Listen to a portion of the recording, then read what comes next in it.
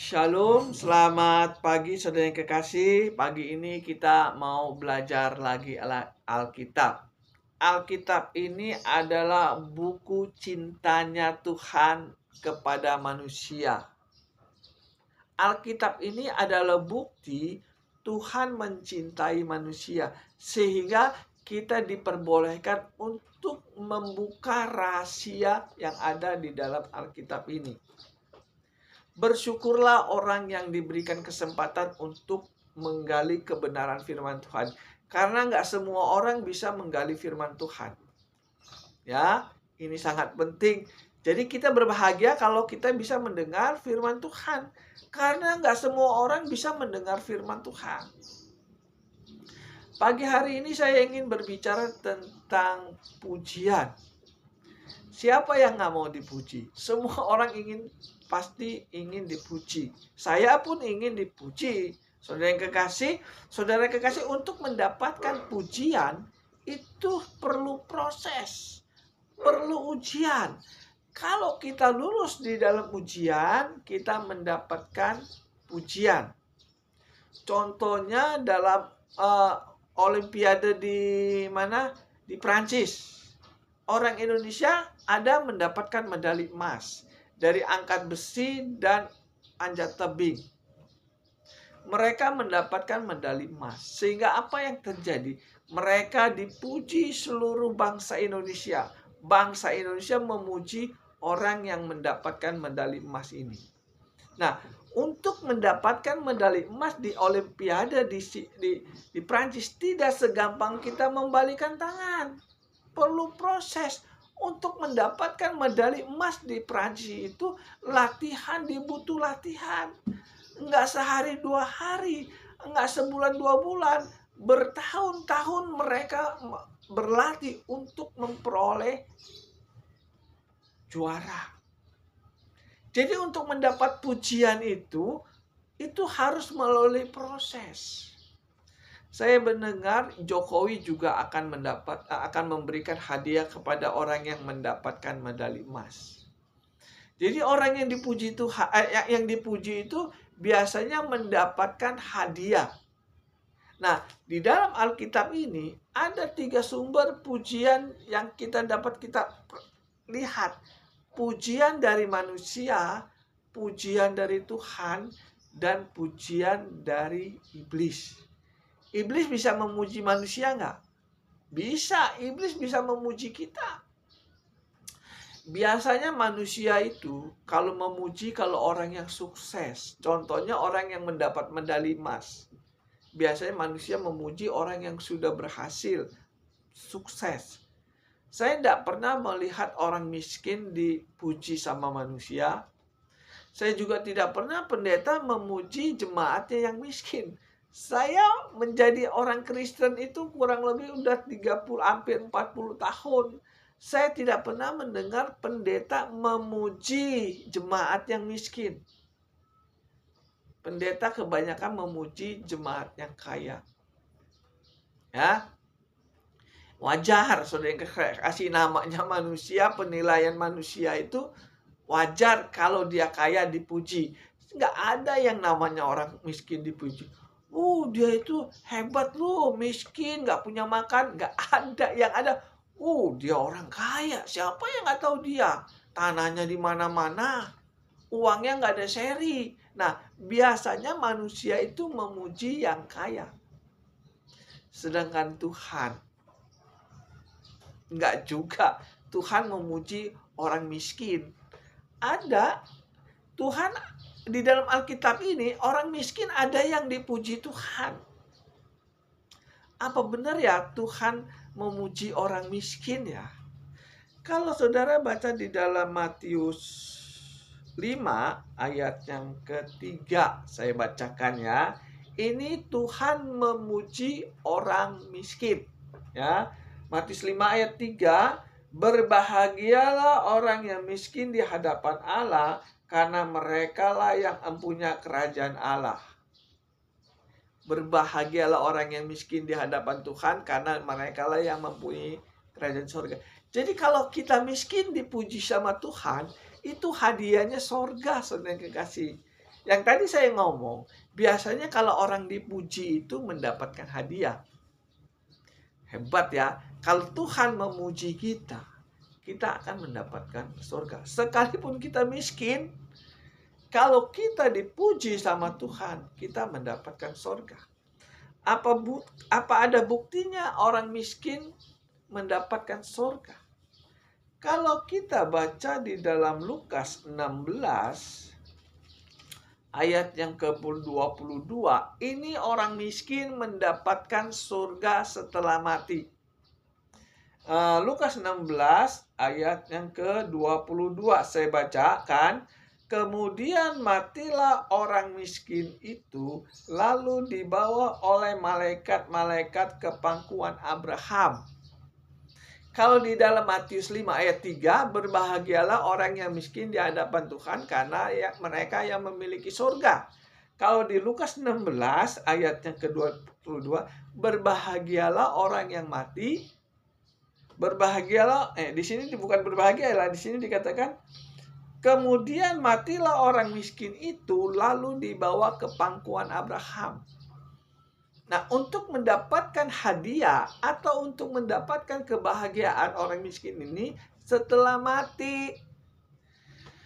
Saya tidak pernah melihat orang yang miskin itu bahagia di dunia. Saya belum pernah, pasti mengeluh. Saya merasakan nggak punya apa-apa. Mengeluh, saudara yang kekasih. Tetapi kalau Tuhan yang memuji orang miskin, dia akan mendapatkan hadiah setelah mati. Lazarus, orang miskin ini, mati lalu dibawa ke pangkuan Abraham. Abraham itu posisinya ada di mana, saudara yang kekasih? Kalau saudara baca di dalam Matius 27 ayat 51 sampai 53, pada waktu Yesus mati di kayu salib, orang-orang kudus itu bangkit. Setelah Yesus bangkit, orang-orang kudus itu masuk ke kota kudus. Salah satu yang masuk ke kota kudus ada Abraham. Abraham itu orang kudus. Dia salah satu orang yang dibangkitkan masuk ke kota kudus. Dan Lazarus yang miskin ini mati lalu masuk ke pangkuan Abraham. Berarti Lazarus itu juga orang kudus. Nah, apakah benar orang kudus itu mendapatkan surga? Ya, baca Matius 5 lagi, Matius 5 ayat yang ke-8. Saya bacakan. Berbahagialah orang yang suci hatinya karena mereka akan melihat Allah. Ayat yang ke-10. Berbahagialah orang yang dianiaya karena kebenaran, karena merekalah yang mempunyai kerajaan surga. Jadi ada dua jenis manusia yang dipuji sama Tuhan, yang disanjung Tuhan. Orang yang hidupnya kudus dan orang yang hidup yang benar. Jadi orang yang hidup kudus dan yang benar itu biasanya dianiaya. Alkitab mengatakan, berbahagialah orang yang dianiaya karena kebenaran. Untuk mendapatkan kebenaran, untuk mendapatkan hidup kudus, dibutuhkan proses yang namanya penganiayaan. Sehingga apa yang terjadi? Tuhan memuji orang yang seperti ini. Hadiahnya surga. Hebat ya. Berbahagialah orang yang dianiaya karena kebenaran. Saya ingin melakukan kebenaran. Pasti ada yang gak senang. Ya, inilah pujian yang dari Tuhan. Kalau kita hidup kudus, kalau kita hidup benar, Tuhan akan memuji kita. Ya, itu sangat penting, ingin diberitakan. Kalau kita ingin dipuji sama Tuhan, kata Tuhan, kamu harus hidup benar dan kamu harus hidup kudus. Nah, setelah kamu hidup benar dan hidup kudus, Tuhan bisa memuji kita. Selama kita tidak mau hidup benar, selama kita tidak mau hidup kudus, kita nggak bisa dipuji Tuhan. Setelah kita mendapatkan kekudusan, baru kita mendapatkan pujian. Setelah kita mendapatkan pujian, kita mati, kita masuk ke kota kudus. Hadiahnya kota kudus. Ya, ini sangat penting diberitakan kepada semua orang Kristen. Jadi untuk mendapatkan pujian dari Tuhan, enggak segampang kita membalikan tangan. Perlu proses. Kalau saudara mau hidup kudus, kalau saudara mau hidup benar, maka saudara mendapatkan pujian dari Tuhan. Dan setelah mendapatkan pujian dari Tuhan, saudara mati masuk ke kota kudus. Bonus lah kasar ngomongnya. Saudara yang kekasih, inilah yang namanya pujian dari Tuhan. Jadi pujian dari Tuhan itu sangat mahal. Karena hadiahnya juga mahal, yaitu surga. Kalau pujian dari manusia paling kayak kita dikasih bonus duit, dikasih bonus rumah, deposito, betul nggak? Apakah manusia bisa memberikan kita surga? Nggak bisa. Paling kayak manusia kalau kita mendapatkan ranking lah, mendapatkan bonus dari manusia, paling ya dapat duit, ya kan? Dapat rumah, dapat mobil, dapat motor, itu adalah bentuk hadiah yang kita dapatkan kalau kita dipuji Tuhan. Kayak Presiden Jokowi memberikan hadiah kepada yang mendapatkan medali emas di Olimpiade. Itu hanya bentuk ucapan terima kasih Jokowi kepada atlet ini karena mengharumkan nama bangsa Indonesia. Begitupun juga kita. Kalau kita sebagai orang Kristen hidup kudus dan hidup benar di mata Tuhan, maka Tuhan berterima kasih kepada kita, mau menurut perintah Tuhan. Sehingga apa yang terjadi, Tuhan pun memberi dia bonus. Jadi untuk hidup benar dan hidup kudus itu diperlukan bukti. Nggak mulut toh, Tuhan saya mau hidup kudus, tapi hidupnya nggak mau benar. Ya, inilah kasar ngomongnya pujian dari Tuhan yang menjadi pertanyaan seperti ini. Apakah saudara ingin dipuji Tuhan? Kalau saudara ingin dipuji Tuhan, saudara harus hidup kudus dan hidup benar. Baru Tuhan mau memuji saudara. Sekalipun saudara orang Kristen, sekalipun saudara hamba Tuhan, kalau saudara nggak mau hidup kudus, Tuhan nggak bisa memuji saudara. Di Alkitab mengatakan berbahagialah orang yang dianiaya karena kebenaran. Jadi untuk hidup benar di mata Tuhan itu tidak segampang apa yang kita pikirkan. Biasanya kalau orang mau hidup benar itu banyak yang nggak senang. Saya mau hidup benar di mata Tuhan, tapi banyak sekali orang yang nggak senang sama saya. Itu yang namanya dikatakan berbahagialah orang yang dianiaya karena kebenaran. Karena mereka yang memiliki surga. Ya, untuk mendapatkan hadiah dari Tuhan itu tidak segampang kita membalikan tangan.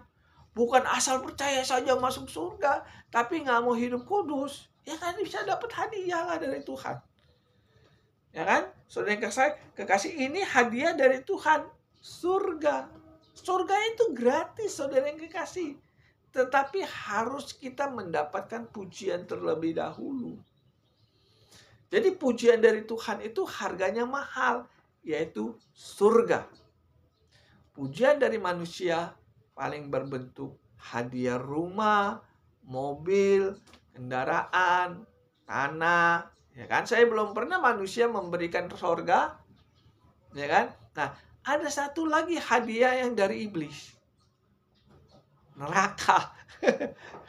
Iblis memberikan kita neraka, saudara yang kasih. Kalau saudara mengikuti perintah iblis, maka iblis mengatakan memuji saudara. Contohnya ada orang yang dipuji iblis, Yudas Iskariot. Yudas Iskariot itu dipuji iblis karena dia bekerja sama untuk mengkhianati Tuhan. Kita baca saja ya di dalam Yohanes. Yohanes 13 ayat yang kedua, saya bacakan ya. Mereka sedang makan bersama dan iblis telah membisikkan hati Yudas Iskariot, anak Simon, untuk mengkhianati dia.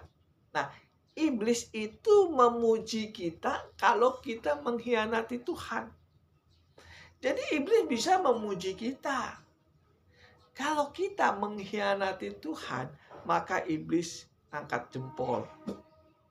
Bagus, kamu mengkhianati Tuhan.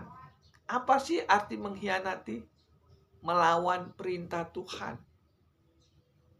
Yudas Iskariot melawan perintah Tuhan sehingga ia dimasuki roh iblis. Yohanes 13 ayat yang ke-27. Saya bacakan ya. Mana 27? Bentar ya. Yohanes 13 ayat 27.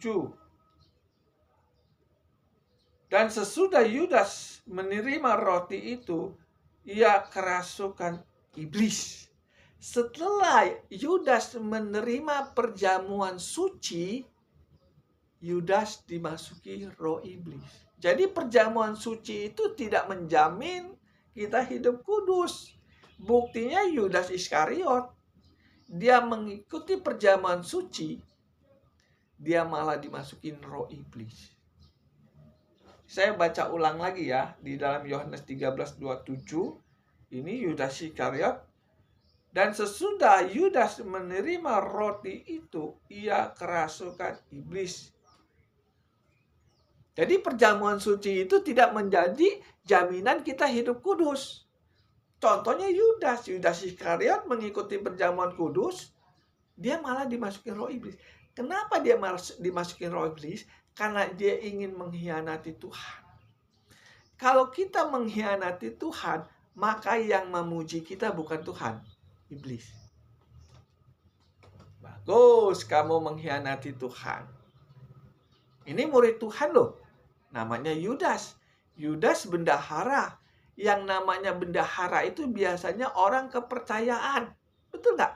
Saudara punya perusahaan nih. Yang memegang bendahara itu biasanya orang dalam kan? Ya kan? Saudara punya perusahaan, saudara memberikan pembukuan atau bendahara yang megang uang pasti orang dalam. Dan orang dalam juga orang kepercayaan. Yudas Iskariot adalah orang kepercayaan Yesus.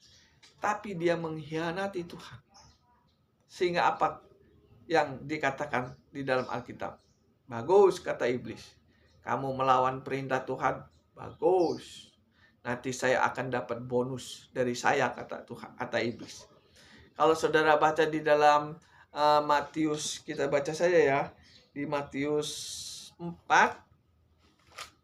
Di Matius 4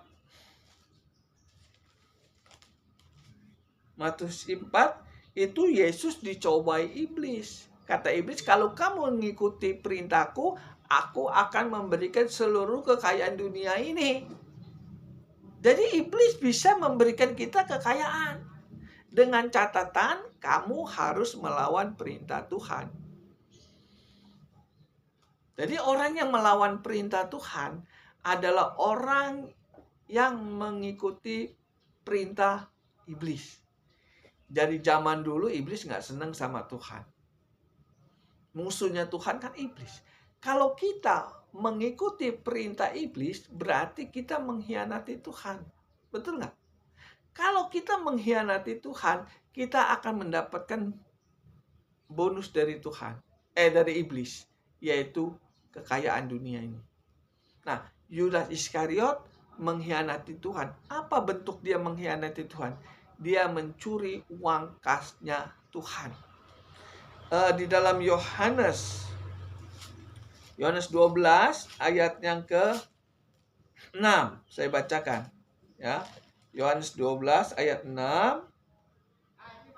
Dan hal itu dikatakannya bukan karena ia memperhatikan nasib orang miskin, melainkan ia sering adalah seorang pencuri. Ia sering mencuri uang yang dipegangnya. Yudas Iskariot mengatakan kepada Yesus, uang ini untuk diberikan kepada orang miskin. kata Yudas Iskariot. Setelah itu Yudas bukan memberikan kepada orang miskin. Uangnya dipakai untuk memperkaya diri. Ya kan? Yudas Iskariot mencuri uang kas Tuhan. Dia bilang uang kas Tuhan ini untuk orang miskin, katanya. Tetapi prakteknya dia mencuri uang. Mungkin dia kasih orang miskin sebagian. Sebagian lagi dicuri. Supaya nggak ketahuan, sebagian uang kasnya diberikan kepada orang miskin. Tapi nggak full. Sebagian diambil sama dia menjadi pencuri. Ini yang dinamakan mengkhianati Tuhan. Bentuknya mencuri uang kas gereja. Kalau sekarang adalah mencuri uang kas perpuluhan. Pendeta yang menyalahgunakan uang perpuluhan untuk memperkaya diri, dia sudah termasuk dia mengkhianati Tuhan.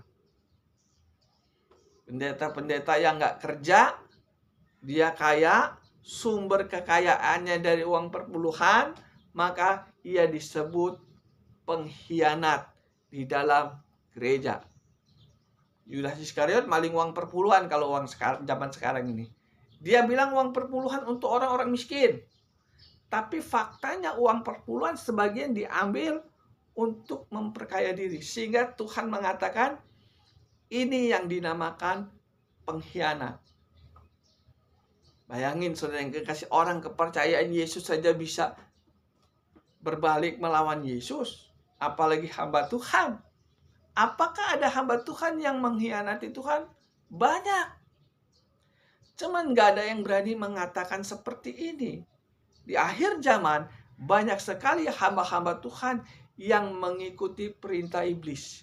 Bukan perintah Yesus. Yesus mengatakan, nggak boleh mencuri toh. Saya tidak pernah melihat di dalam Alkitab ini dari Kejadian sampai kitab Wahyu, Tuhan mengajarkan kita untuk mencuri. Hanya iblis yang mengajarkan kita untuk mencuri. Yudas Iskariot mengikuti perintah iblis. Dia mencuri uang kas yang dipegangnya. Bukan uang dia loh, saudara yang kekasih, uang kas. Kalau uang dia ya wajar lah. Yudas Iskariot nggak ada uang karena dia nggak kerja. Dia memegang uang kas gereja sekarang ini. Uang kas gereja itu uang apa sih? Uang kolekte, uang perpuluhan, uang sumbangan jemaat. Itu uang kas gereja. Dipakai Yudas Iskariot untuk mencuri. Untuk dipakai untuk memperkaya diri. Karena dia yang megang. Karena dia dikasih kepercayaan sama Tuhan memegang uang. Tetapi diselewengkan oleh Yudas Iskariot. Maka Tuhan mengatakan Yudas sering maling uang kas yang dipegangnya. Ini adalah contoh hamba Tuhan yang dipuji iblis. Saya ingin tanya kepada saudara, kalau kita maling kira-kira Tuhan memuji kita nggak? Saya tidak pernah melihat Tuhan memuji, bagus kamu tukang maling di gereja. Bagus kamu mengkhianati aku, kata Tuhan. Tuhan tidak pernah. Yang Tuhan puji adalah orang yang benar di mata Tuhan. Saya ingin tanya kepada saudara, kalau maling benar nggak di mata Tuhan? Nggak benar. Yudas Iskariot itu nggak benar di mata Tuhan. Sehingga yang memuji dia bukan Tuhan. Iblis. Yudas nggak pernah dipuji sama Tuhan. Sekalipun dia hamba Tuhan, tidak dijamin dia dipuji sama Tuhan. Contohnya Yudas. Bagus kata Yudas.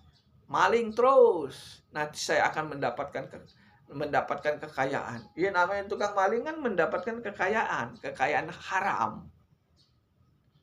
Pendeta-pendeta yang menyalahgunakan uang perpuluhan untuk memperkaya diri, dia sudah termasuk bekerja sama dengan iblis.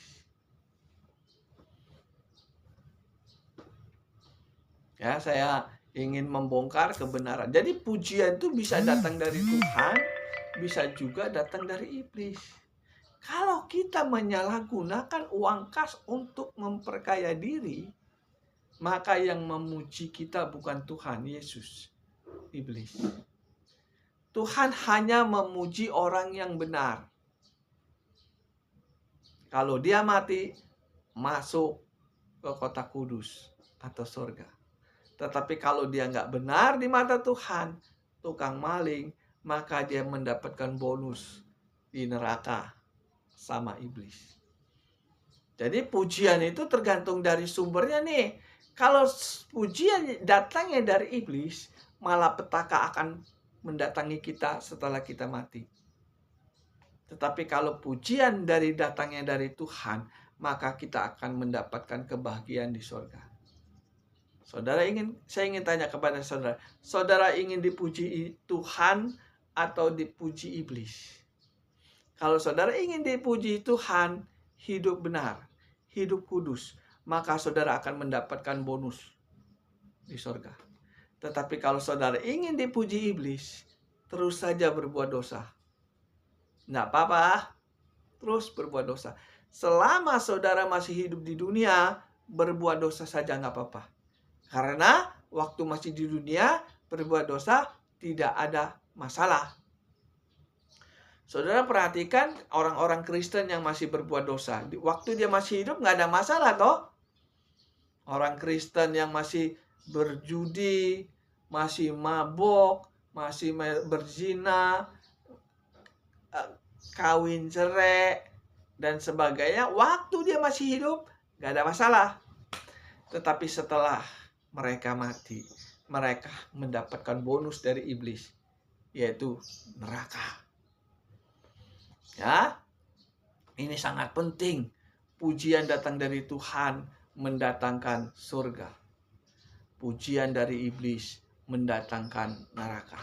Tinggal saudara pilih, mau dipuji Tuhan atau mau dipuji iblis.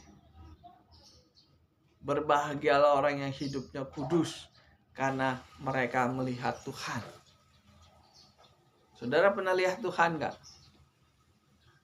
Yang nonton YouTube saya nih, pernah melihat Tuhan belum? Kalau saudara belum melihat Tuhan, saudara harus hidup kudus. Setelah mati, saudara akan melihat Tuhan. Saudara ingin masuk surga enggak? Kalau saudara ingin masuk surga, hidup kudus, hidup benar, baru saudara akan mendapatkan surga. Berbahagialah orang yang dianiaya karena kebenaran. Berarti ada orang dianiaya karena kebenaran, ada orang dianiaya karena nggak benar. Yang berbahagia itu orang yang dianiaya karena kebenaran. Bagaimana kalau orang dianiaya karena nggak benar? Ya nggak bahagia. Jadi saudara yang kekasih, yang namanya bahagia itu dapat bonus. Saya ingin bahagia di mata Tuhan. Bagaimana caranya kita bisa mendapatkan kebahagiaan dari Tuhan? Kata Tuhan, hidup kudus dan hidup benar. Maka Tuhan mengatakan, mereka lah yang layak menerima surga. Kita baca Matius 5 lagi. Matius 5, tunggu bentar ya.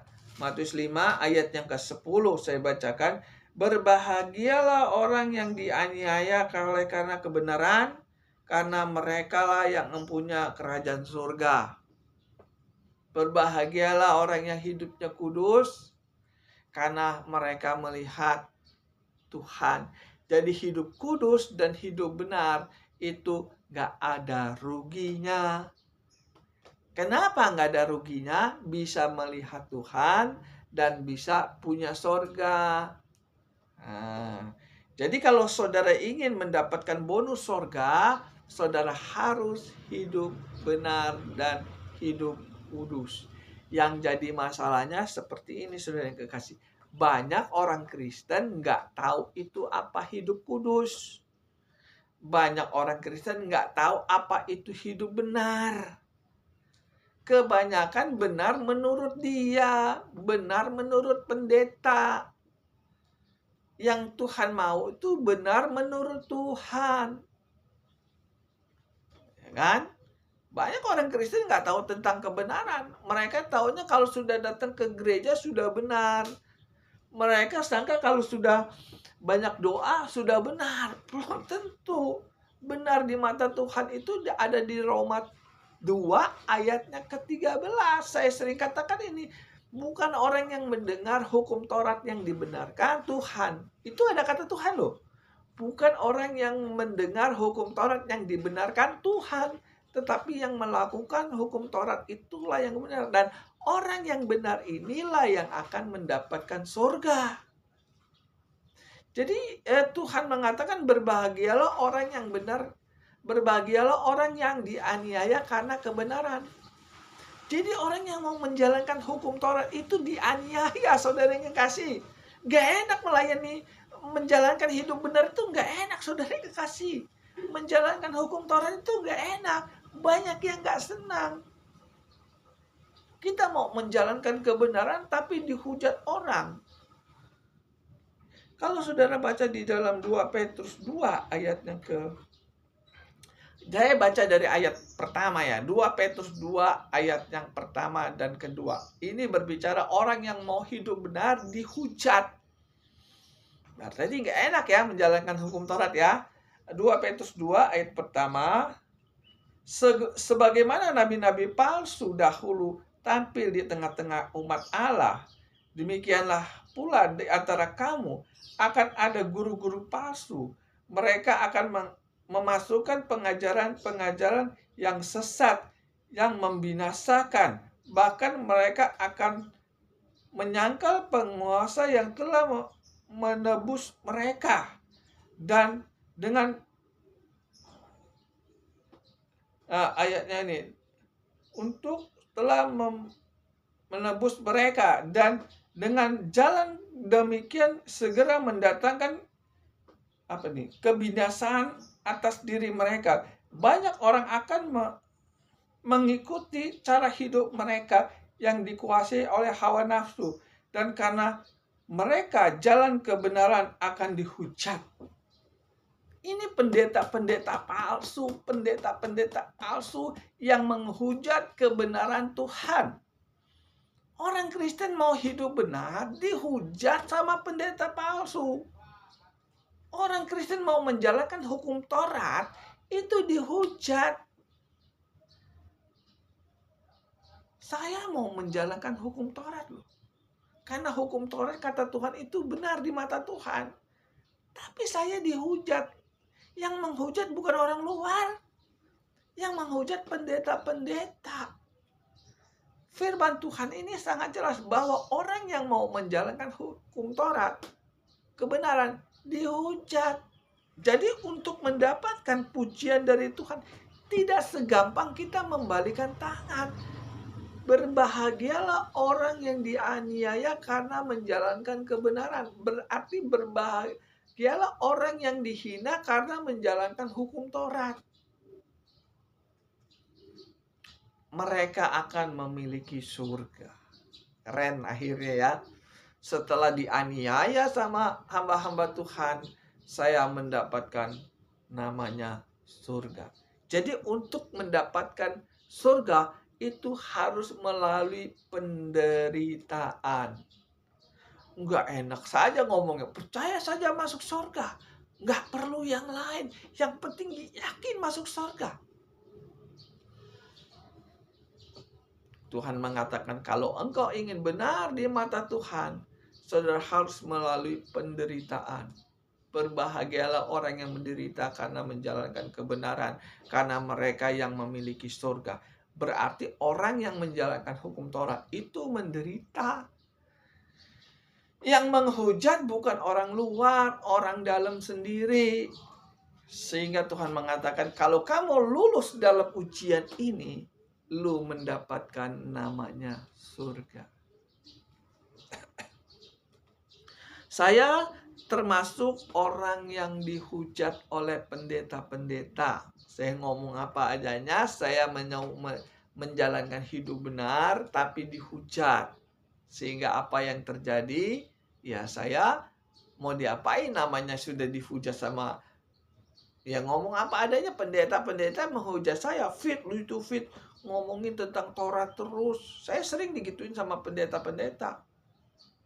Bahkan ada pendeta mengatakan hukum Taurat itu toksis, racun katanya. Kacau kan? Hukum Taurat itu hukum Tuhan dikatakan racun. Ini yang mengatakan pendeta. Saya kadang-kadang bingung kadang-kadang. Dia hamba Tuhan sudah belajar Alkitab dengan mungkin gelarnya dokter dia. Saya dengar sendiri bahwa dia katakan hukum Taurat itu toksis. Racun kata dia. Saya nggak habis pikir. Itu yang dinamakan pengkhianat. Dia sudah sekolah Alkitab, bukan mengajarkan orang untuk menjalankan hukum Taurat, bahkan malah dia mengatakan hukum Taurat itu racun. Ya, Tuhan mengatakan, ya biarin aja, kata Tuhan. Nanti pembalasan ada waktunya setelah mati. Saudara yang kekasih, pagi hari ini saya ingin mengatakan, saudara mau dipuji Tuhan atau dipuji iblis? Kalau saudara ingin dipuji Tuhan, jalankan hukum Taurat. Tetapi kalau saudara ingin dipuji iblis, tinggalkan hukum Taurat. Selesai.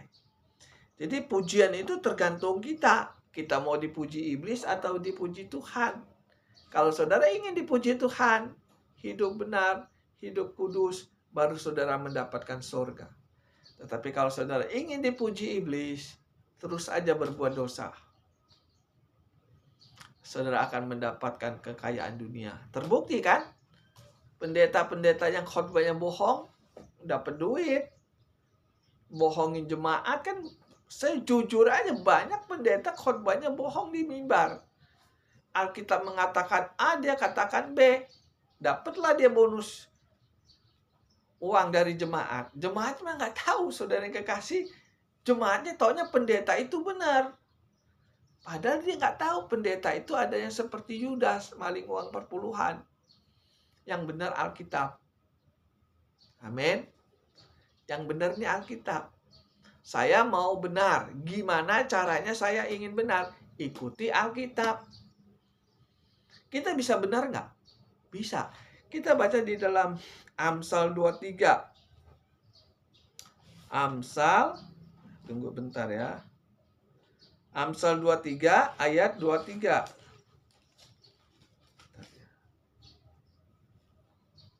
Tunggu sebentar nih. Ini di Amsal nih. Amsal 23 ayat 23. Saya bacakan ya. Belilah kebenaran dan jangan menjualnya. Demikian juga hikmat dan didikan dan pengertian. Ya, di sini belilah kebenaran dan jangan menjualnya. Kebenaran itu apa, saudara yang kekasih? Hukum Taurat. Jadi hukum Taurat itu harus kita beli. Bagaimana caranya kita membeli hukum Taurat? Kita praktekkan hukum Taurat. Itu namanya beli kebenaran. Karena di dalam Roma 2 ayat 13, bukan orang yang mendengar hukum Taurat yang dibenarkan Tuhan, tapi yang melakukan hukum Taurat yang dibenarkan. Jadi kalau saudara ingin membeli kebenaran, jalankan hukum Taurat. Jangan menjualnya. Arti menjual itu apa, saudara kaki? Membuang hukum Taurat. Saudara sudah dapat hukum Taurat nih, sudah belajar hukum Taurat nih. Saudara nggak mau mempraktekannya, berarti saudara sudah membuang hukum Taurat. Tuhan mengatakan belilah kebenaran. Ini hukum Taurat. Jangan menjualnya, berarti jangan dibuang. Pendeta yang nggak mau menjalankan hukum Taurat, berarti dia membuang kebenaran. Kalau dia membuang kebenaran, maka yang bagus, kata iblis. Jangan melakukan kebenaran. Nanti saya kasih bonus. Harta dunia. Banyak pendeta-pendeta yang tukang bohong di mimbar gereja. Khotbahnya tidak sesuai dengan Alkitab, itu kan bohong. Yang dibohongin siapa? Jemaat. Yang dibohongin jemaat. Kalau Tuhan nggak bisa dibohongin. Tuhan nggak bisa dibohongin, saudara yang kekasih. Orang dia sumber dari kebenaran, ya nggak bisa dibohongin. Yang dibohongin tuh jemaat. Jemaatnya mati, nggak masuk surga, dia bilang masuk surga. Kan pernah saya katakan di khotbah saya. Setiap kali pendeta khotbah dalam kematian mengatakan yang mati masuk surga, padahal dia belum tahu. Itu kan termasuk bohong. Jadi saudara yang kekasih, saya nggak muter-muter. Kalau saudara ingin dipuji Tuhan, jalankan hidup benar dan jalankan hidup kudus. Kalau saudara ingin dipuji iblis, tinggalkan kebenaran. Jangan hidup kudus. Doa jujong. Khotbah jujong nggak apa-apa. Khotbah nggak apa-apa. Memuji nama Tuhan nggak apa-apa, kata iblis. Setiap hari Minggu lu memuji nama Tuhan, kata iblis, silakan monggo. Doa puasa silakan monggo. Khotbah silakan monggo, kata iblis. Tapi jangan hidup benar, jangan hidup kudus, kata iblis. Ya nggak masalah, kata iblis. Nggak masalah. Tetapi jangan hidup benar dan jangan hidup kudus. Nanti bonusnya neraka.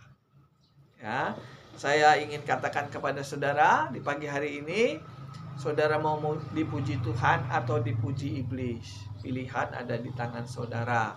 Kalau saudara ingin lebih kurang mengerti masalah ini, saudara bisa hubungi saya. Kita sharing. Ini menyangkut surga dan neraka. Bukan masalah uang ini ya. Ini masalah surga dan neraka. Lebih dari uang. Hidup hanya sekali. Jangan sampai kita dipuji iblis. Kita berdoa. Tuhan, terima kasih atas firman-Mu pada pagi hari ini. Berbicara tentang kebenaran. Berbicara tentang pujian. Tuhan, ajari kami Engkau memuji kami semua yang ada di dalam YouTube ini. Berkati orang yang mendengar YouTube ini dan berkati juga saya yang memberitakan kebenaran firman Tuhan. Terima kasih Tuhan, di dalam nama Tuhan Yesus. Haleluya. Amin.